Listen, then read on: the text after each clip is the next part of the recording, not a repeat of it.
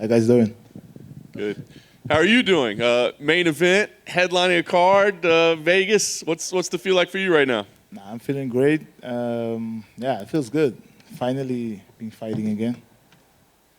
You obviously you suffered the loss, which I know was frustrating, but you came back and got a win over a former champion. What was the importance of that victory for you? Nah, I mean, got a loss, come back in the octagon, have to win, get back on the winning side, feels good.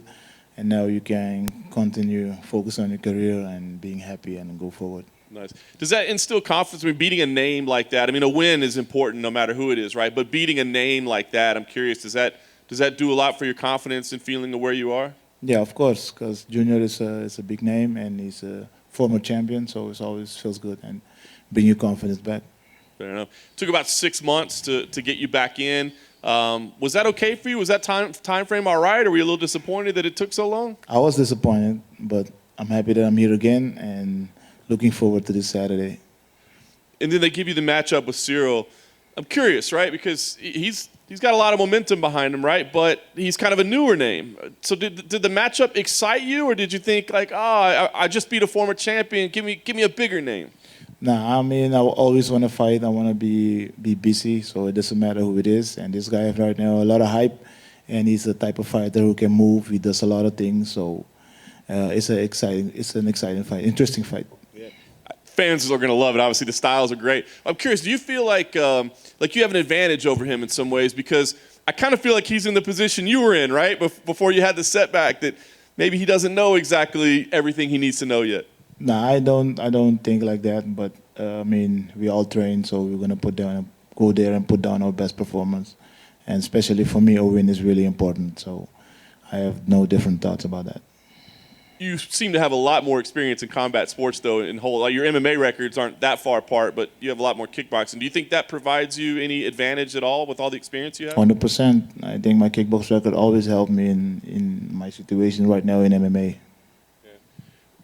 We're kind of looking at this as a #1 contender fight, right? I mean, it could be a title shot next, or we know we got Jon Jones coming in also, right? So do you feel like you got to take a backseat to Jon Jones, or do you feel like maybe you deserve it over Jon Jones? I mean, for me, it doesn't matter. I want to win, and after this one, I'm looking for a quick turnaround, and I want to fight one more before I fight the title shot. So for me, Jon Jones can go first.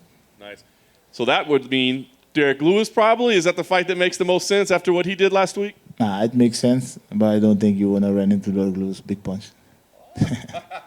Subtle trash talk. I like that. Well, listen, I think everybody's expecting this to be a pretty quick fight. Overall, do you feel like we're looking at probably a one-round type fight? It might be. I mean, I'm in shape. I'm ready. I can go 5 rounds.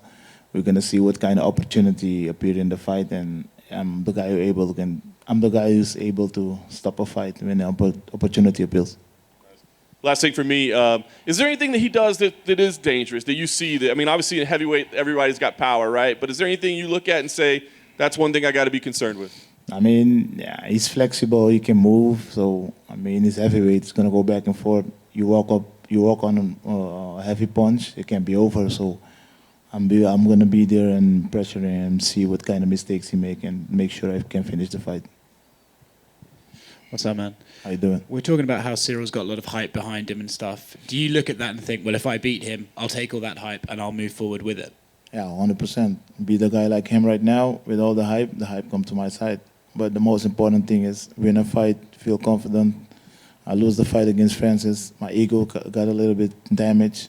Win a fight over Junior, come back. So right now is to follow the journey and make sure I win the fight and feel good. Do you look at that Francis fight like kind of a freak fight? It's not like it just kind of happened out of nowhere. So can you take anything from that, or do you just have to say, oh, it happened, let's move on? No, I take a lot of things from that because I didn't look only the fight. I also look at my camp, my preparation, how it goes, and all those things. So that's a lot of things you can take away from that period that happened between the fight. Cyril says he doesn't watch fights. He doesn't even know who he's fighting. He just goes in there and does what he does in the gym. Does that surprise you? Do you think fighters should watch their opponents? I think sometimes fighters lie. And yeah, I mean, we are professionals, and you have to watch fights to know what you're up against. So if he doesn't, I'm happy. So it's easy for me. You said you wanted one more fight before you fight for a world title. Why do you want that one extra? Because I want to be ready for the title fight, and I don't feel like I'm ready right now. Why I'm saying that? I want to get myself more going, be in the wash machine, be in the octagon, get that feeling. And especially last year was a really bad year for all of us. If I can speak for the other fighters too, I'm a fighter who like to be busy, 2, 3 fights, 4 fights a year. And last year I had 2 fights, so it would take a little bit longer because of the pandemic to get back in the octagon as well as now. You have 3 names: Stipe Miocic, Francis Ngannou, or John Jones. Which one of them would you like to fight for the heavyweight title? I mean, I want to fight the best. If John Jones sitting on the throne, or Stipe sitting on the throne, or Francis, that's what we're after, the gold. And who's sitting on the throne, that's the person we're after. Thanks, man. What's up, man? You said your ego took a hit after that fight. How difficult was it for you mentally to kind of bounce back from that? It was really difficult. It doesn't seem as that because hit back to the gym, work even harder what I did before, and I came right back in the octagon and get a win. And that's why it seems maybe it did nothing, but it does a lot. Of course, even if you lose to a decision, it does something to you because you work so hard for where we're going to, and then something like that happened. I mean, yeah, we're going back and make sure that doesn't happen again. And also, it was, you already mentioned 2020 was a crazy year. It was a bad year for a lot of people. To kind of deal with a loss and deal with the mental, exhaustion that you kind of go through losing, and to have everything kind of shut down, like the world is not going, like there's nothing you could do to kind of get away, right? Like how much more difficult did it make it to happen during a pandemic? It was hard, but I've been going through a lot of things in this life, and that wasn't the worst. So for me, it was more like I can make 2 choices: being home and sad and think how that happened, or I can think how that happened and being working at the same time. And that was my choice, and that's how I get back to the octagon real quick. How soon did you go back to the gym after that loss? Right away. Yeah. I mean, we drove home because it was in Jacksonville. I live in Florida now. We drove home for 4 or 5 hours, and I think after 1 day, 2 days, I've been doing my cardio and working on my own thing. So it was fast. What was that drive like? That drive was hard because you have a lot of time to think. A lot of crazy things go through my mind. How can that happen? But still, don't want to go there again. And right now, I'm looking forward to Saturday and win this fight and be victorious, of course. Who was with you on the drive? My coach, Michael Bob, King Mo, and another friend of mine. How do they try to make you laugh? Do they what are they doing in the car to try to console you a little bit? I was really upset, and I didn't talk much. It was like everybody's calling me, and I turn my phone off, and just drive home. That was it for me. Thanks so much, man. Appreciate No it. problem.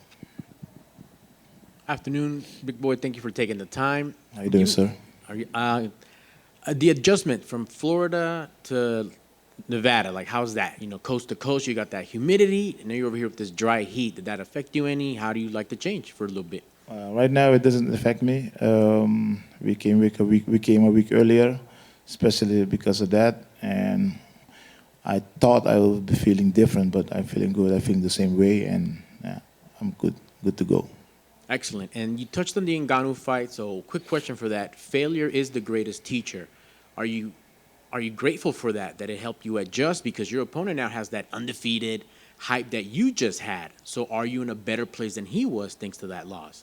Of course, the failure is the better teacher, of course, and I learned from that. And I don't know if he's in the position I was, but right now, what is the most important thing is I face him in this octagon this Saturday, and I'm putting him away. Excellent. Thank you, sir. Good luck. No problem. Thank you, sir. That's it. All right, you guys have a great night, great day.